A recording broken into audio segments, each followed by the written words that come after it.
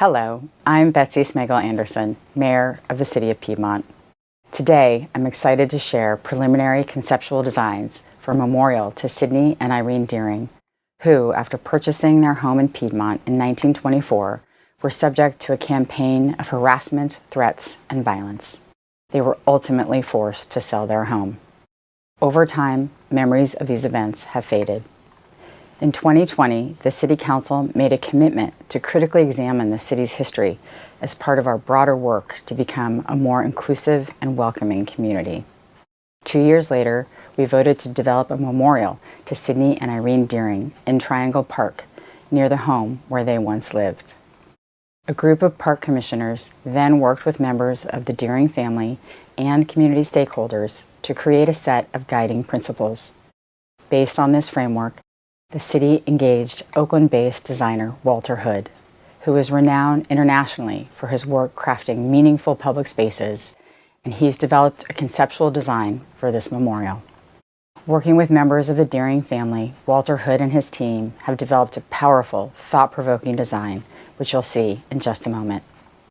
The city's work to share the story of Sidney and Irene Dearing grew out of a call for action from Piedmont residents, led by members of two local civic organizations, PADC, which is the Piedmont Anti-Racism and Diversity Committee, and PREC, the Piedmont Racial Equity Campaign. In addition, one of our longest-standing civic organizations, the Piedmont Beautification Foundation, has pledged support for the Sidney and Irene Dearing Memorial.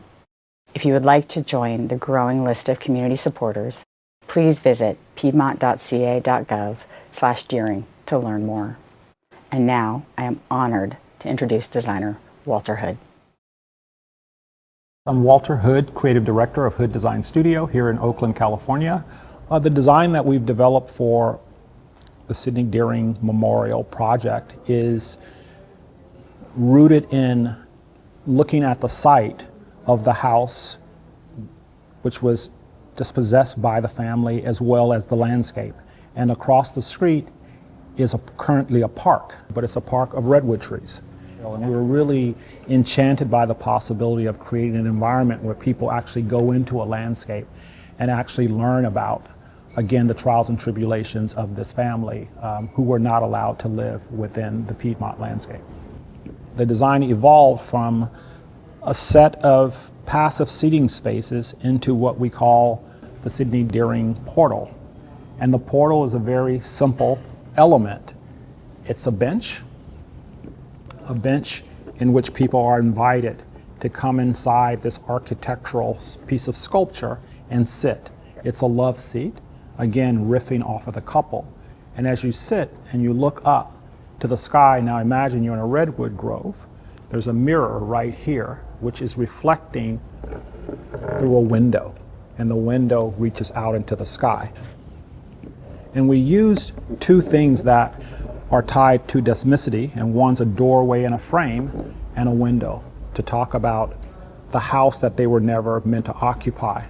And as you look up into the sky and through the window portal, written in the mirror is a signature that there are Black people in the future, which is a quote that's been used by an artist out of Pittsburgh, but it's something, again, since 2020 that has been communicated across the country, is the future of brown and Black people in the future of America.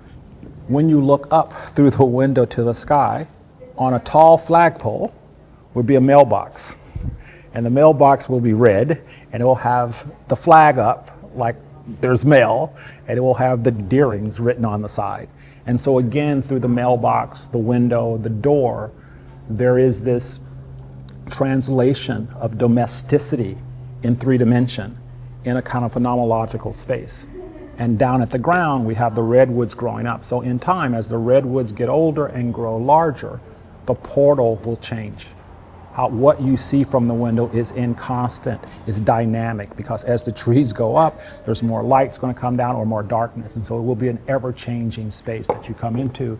And once you sit on the inside, the life and times of the Dearings are etched on the inside. So while you're sitting, contemplating, you're also learning about the rich life of this couple. With the family, this idea of the love seat in the living room, the idea, I think someone said, We were never allowed, to move in. So did they get mail here? What was those simple daily life rituals that we take for granted when we have a house? They were never allowed to have that in this landscape.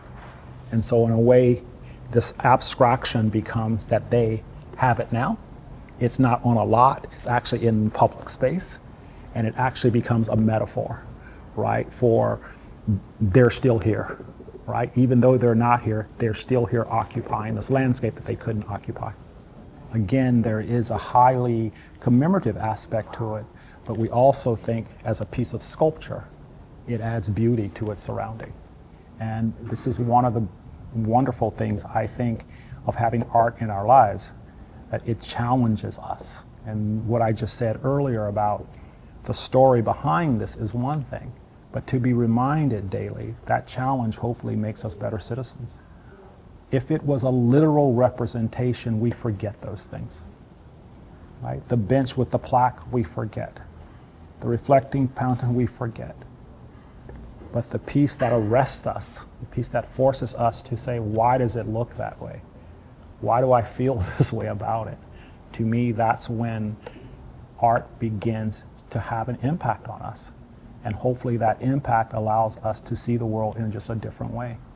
And that's what I believe in art, and that's why I think for a lot of projects like this, we've seen art manifest, not architecture, not landscape, but art, because it's the place where everyone can find a way in.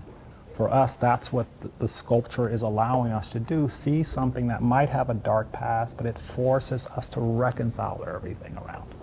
And that's all you can do to a certain degree, because you can't change the past.